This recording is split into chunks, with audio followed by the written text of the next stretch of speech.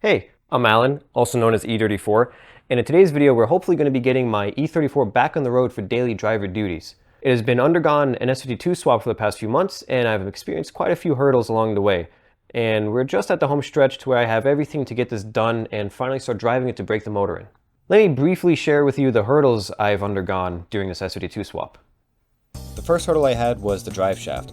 Since this is a factory manual car, I already had a manual GetRag drive shaft, and the plan was to use one of those GetRag to ZF Guibo adapters. These are very common on E36 and E30 swaps. What they allow you to do is use a GetRag drive shaft with the adapter to go to the bigger ZF Guibo. Now normally what you would do is you would shrink the drive shaft dead in the middle on E30 and E36 drive shafts, right where the center support bearing meets the front half of the drive shaft. You can actually shrink the size of the drive shaft as it's splined in the middle. But on an E34 drive shaft, you're not able to do this, which is why at the moment my engine is pushed about a couple inches forward. I ended up finding a correct drive shaft, had it shipped to my house, and now I have the drive shaft all situated. Another issue I had, which was quite a weird one, but the output flange on my ZF310 was borderline folded like a taco. I've never seen something like this before. You were barely even able to put a Guibo on that thing. Now these are very expensive brand new, but shout out Josh Miller, he so happened to have a ZF320 laying around which was blown up, and a ZF320 output flange was the perfect solution. The next hurdle I have is quite a big one. Listen to this.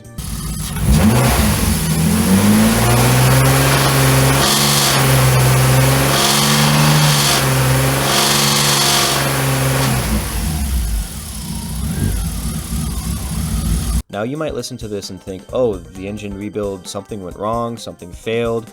I tried many different things to figure out what could be the issue. I tried running the engine without accessory belts. I tried changing the static timing of the Sunbelt 280 cams since I had them timed differently than TDC. I tried running the engine with no vanos. I was thinking maybe I had a bad lifter somewhere, so I swapped trays, swapped lifters, and ultimately I ran the engine with M50 cams even, and that ended up getting rid of the noise, but that's still not an end-all and be-all solution for this engine. So today, let's install stock S52 cams into my engine and see if that fixes our issue. One last thing before we get started. If you're curious to see everything that happened up until this point, check out the highlight story on my Instagram page. I showed a bunch of updates on what I was doing day by day during the swap, and I think it's something nicely documented to look at.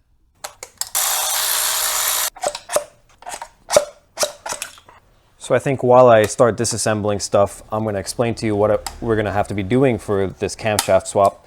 So we're going to have to first take the valve cover off, take the coil packs off as well, and after we take the valve cover off, we're going to have to put the motor at TDC. Quick note for putting the motor in TDC, make sure to take the spark plugs out before you start cranking the motor by hand. That way you get an accurate TDC reading, otherwise your intake cam might be off 7 degrees, roughly, sometimes 10 degrees. Also, side note for taking off valve covers off M5Xs, make sure you're using a 6-point socket, not a 12-point socket. You will most definitely strip these bolts as you're doing it with a 12-point socket. Side note, stay organized. Don't make your workspace a mess. You're going to thank yourself later. I know it's a hard habit to get into, but make yourself do it. Take off the breather vent hose, which recircs back into the intake manifold. There we go, valve cover off. And the intake cam baffle. Let's not forget to take off the gasket as well. Let's take off the spark plugs. All nice and dry, just the way we like to see them. And now it's time to start cranking the motor over by hand. We want to get it to TDC. There's a mark on the crank hub in the front and the timing cover in the front as well. That will point us to TDC, and you also want to see the 2 front exhaust and intake cam lobes facing each other about like this at an angle. Not like this, not like this, definitely not like that. Calling you out, Dimov. Like this. And to make sure we're at TDC, we're going to use our phone camera, put in video, turn on the flash, and aim it down there, find a mark. There we go. We are now at TDC, and we can now start working on anything in the motor safely. First things first, we got to take care of the Vanos chain tensioner. Put a little pin or a small Allen key while you push down the chain by hand, there's a hole for you to put that pin in. There we go. Now we got slack on the chain, and we're going to use these 2 holes to just barely loosen the 4 exhaust sprockets on the front of the camshaft. Something I like to do for preliminary measures, take a clean rag, microfiber of course, put anything out of my hand, and just shove it down here just so that we don't drop any nuts, bolts, sockets into our oil pan. That would be a very bad day. Actually, before we even do that, we do need to take off the 2 rear valve cover studs. That way we can put our timing blocks on the cams so that we don't accidentally rotate the motor or the cams while working on any of these Vanos nuts. If you want to be extra safe, we can take our spark plugs, drop them back into our cylinders since we are on time and don't need to touch this anymore. Quarter turn just to start the thread, that way you don't drop anything into your motor. And now we can finally start taking off our exhaust cam sprocket. Just quarter turn like that, loosen it. Back to our 10 mil. We're going to take off the few nuts on the front of the Vanos unit. Also, don't forget to take off the Vanos line and put a rag under the line. That way it doesn't spill all over your motor. God, okay. Don't know why that was like that, but got our Vanos unit out, let it rest there, sure. Now we need to start disassembly of all the upper timing chain stuff. Shimmy this chain out, there we go. Keep it in this orientation, the way it comes out. There's a plate here, make sure not to drop it. And of course, don't drop the 3 plates on the intake camshaft. Now we can take off the upper timing chain tensioner, and it simply just lifts up. Basically, if you're wondering where these bolts go, the shortest one is up front. There's 2 that are the same length that go in the middle, and then in the very front, there is this extra long bolt right here. So now that we're here, we can actually start removing the intake camshaft, and after that, we can remove the tensioner on the side of the head, pull this chain off, make sure not to drop it in the motor, and then you can also remove the exhaust camshaft. We have these 2 camshafts to take out. You take off, basically just start loosening them 2 at a time. Go evenly across the camshaft from outside to in to make sure that you don't snap the camshaft in half. Again, calling you out, D-Mov. Half turn at a time. It's not as scary as it seems once you've done it a couple times, but admittedly, it is easy to break a camshaft. Don't let this job fool you. Me and D-Mov have broken a camshaft. I say me and D-Mov, both of us were doing the job, but D-Mov was taking off the cams. So D-Mov broke a cam in half. How do you snap that, D-Mov? Like, insert picture of snapped in half camshaft right here. Hilarious. Gonna take off cam cap 1 and 6. And now we can finally proceed to take out our M50 camshaft, which is what I was running in this car to test out this motor, just to make sure it's healthy and to make sure it's a camshaft issue, which it probably was. Now, before we take out our exhaust camshaft, we're gonna have to take out the upper chain guide. That way we can pull off this main chain forward off the exhaust cam. It's a E8 Torx. Again, I'm gonna put a rag here just for precaution. You never know. Okay, these aren't very tight either. They're not under any tension. They're just sat there and bolted down. They're pretty long. There is no washer on them or anything. They just come out like that. Also be careful. The driver's side one is a lot longer than the passenger side one. Next up on the list, we're gonna need our big ratchet again. And you are going to need a size 32 mil socket to loosen the tensioner on the side of the head. It's right here. These aren't in very tight either, but they do leak a little bit of oil. There we go, that's it. Once you get it loose with the ratchet, you can kind of just twist the rest off by hand. It is spring loaded or hydraulic loaded if you have an S54 one like I do. There we go. That's it. This is your main chain tensioner, goes on the side of the head. Just gotta take it off first, like that. Then you can slide a zip tie through this, just to be safe. You honestly probably don't even have to, but better safe than sorry, right? Again, a towel here, just in case. Back to our 11 mil, same procedure on the exhaust cam, just half turn at a time. We can take off our timing block and remove the camshaft. Awesome. M50 cams out of my S52. This was from my world's fastest M50 that everyone knows my 263,000 mile M50 was infamous for. Now we have our set of S52 camshafts in awesome condition. Shout out to DMOV. If you need any sort of random parts for your M car or BMW, Dimick Motorsports is your guy. Hit him up. If you're looking for absolutely anything used, or, you know, just S52 camshafts, S54 ITBs, or whatever you might have in mind, hit him up. He'll gladly find you whatever you need, or maybe he has something you already need.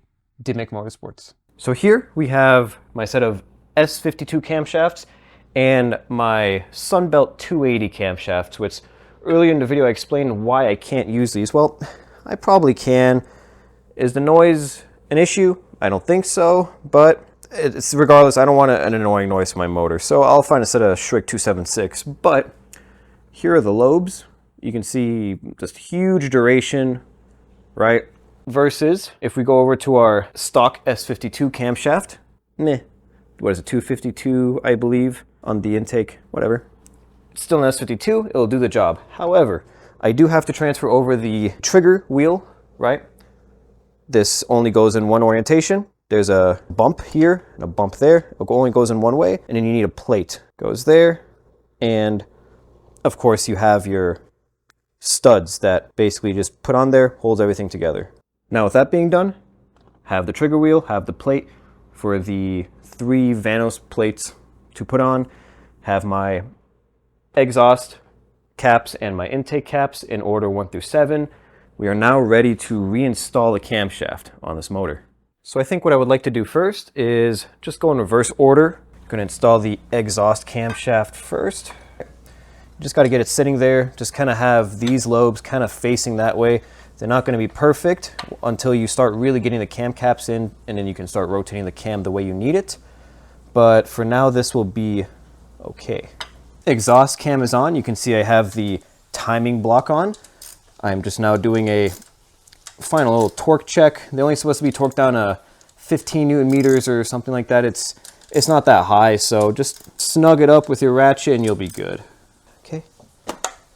We can firmly seat that. Cut our zip tie. Intake camshaft now.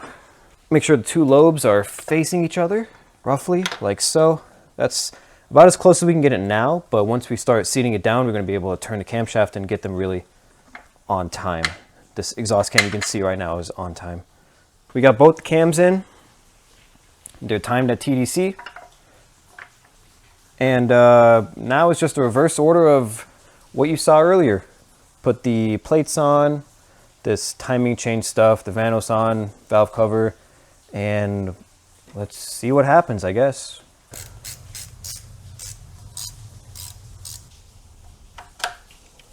Quick note when installing your Vanos chain, make sure it slides left and right, the full travel, and you need to make sure it hits both sides. That way you'll have your full Vanos engagement. If you don't have this, then you need to move either sprocket around. Usually it's the exhaust sprocket that you need to move. All right, it's a new day. Last clip we left off, got this chain on, all checked and nice. And it's been a couple of days. It was getting pretty late that day, so had to go eat dinner, then called it for the day. And the next couple of days I got sick. I don't know if you can still notice from my sinuses, but probably sounds terrible. I don't know, hopefully not, but let's get this done finally. I'm kind of tired of looking at it like this. So next up on the list, we're gonna get the 3 Vanos plates. There's a specific orientation that these plates go in. It sort of goes like this, sandwich plate. It's a thin plate with a spring on top of it, and then the thick plate in the very front. A lot of people mix these up. I've seen them on in the wrong orientation before. Okay, 10 millimeter.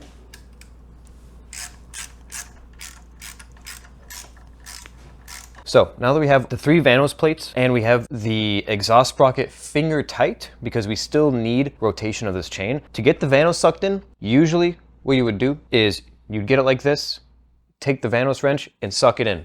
That's not the correct way to do it. There is a way to get this Vanos on without using the Vanos wrench, and it's actually a better way to do it. You sort of try to get it aligned, keep spinning it, right?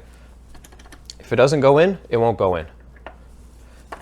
You're just gonna keep trying to do that until you get it sucked in, basically.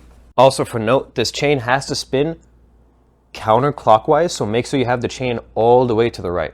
Another thing to be mindful of, this crank sensor, if you have an OBD1 car or a European OBD2 car, make sure it's not behind the Vanos while you're sucking it in, because then you're gonna have to take it all off and then do this all over again. I've seen it happen. Just like that. Perfect. There you go. No Vanos tool needed, just sucks right in and we're right up against the head basically. And you can start tightening down everything from here on out. Again, these don't have to be very tight, about 15 Newton meters, which you can do with your hand.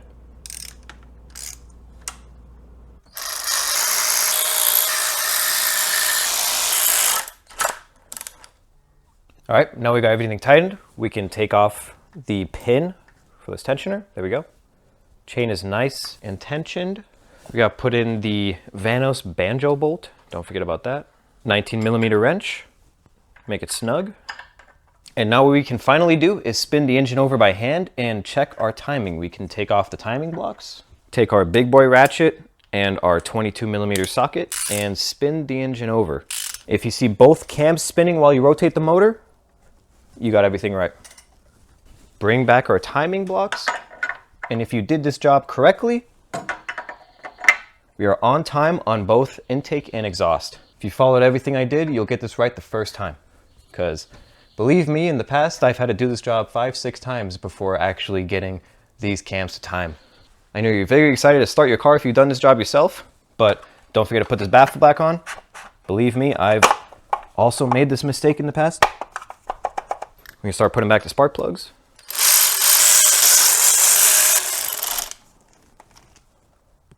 Don't forget to put back on your Vanos caps. 19mm socket. Don't forget to put your head studs back in. Not head studs, but valve cover studs back into the head.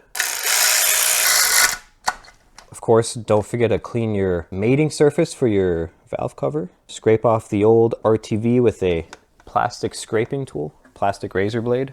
You're gonna take your favorite tube of black RTV. In this case, my cap is kind of stuck on, so I gotta pry a hole in this and just start squeezing it out. Thin layer on the 2 corners of the Vanos and the half moons in the rear.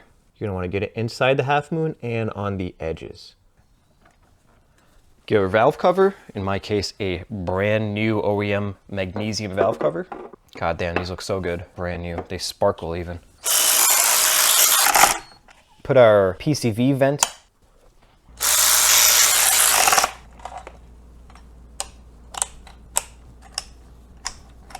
There we go. And if you're an absolute boss like I am, you'll have no remaining nuts or bolts. Fantastic. In my case, can't forget about the oil temperature sensor. And there we go. We are ready for our first crank. All right, we got the garage door open, put back in the battery. It's time to crank it. So, got the fuel pump fuse out. We're just gonna crank it and get some oil pressure built into this.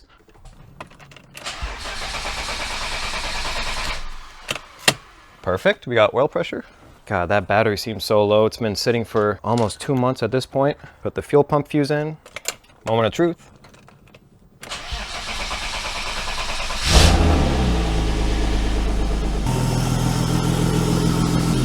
I think we're doing okay. Let's see.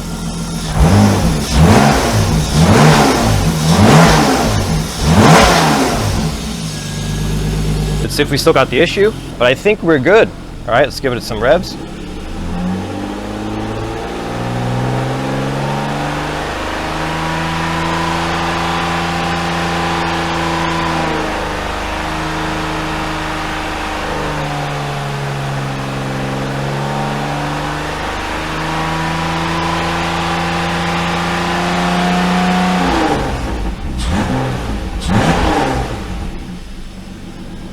Awesome.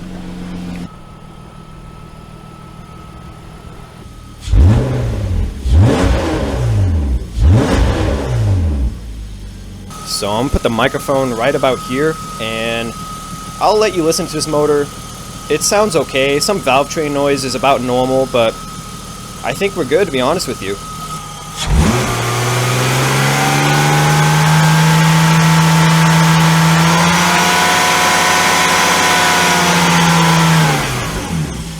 That looks fantastic. That sounds fantastic. It's not the cams I wanted, but it's a good, healthy S52, looks like to me. Well, well, well. We are back to where we started with a good running S52.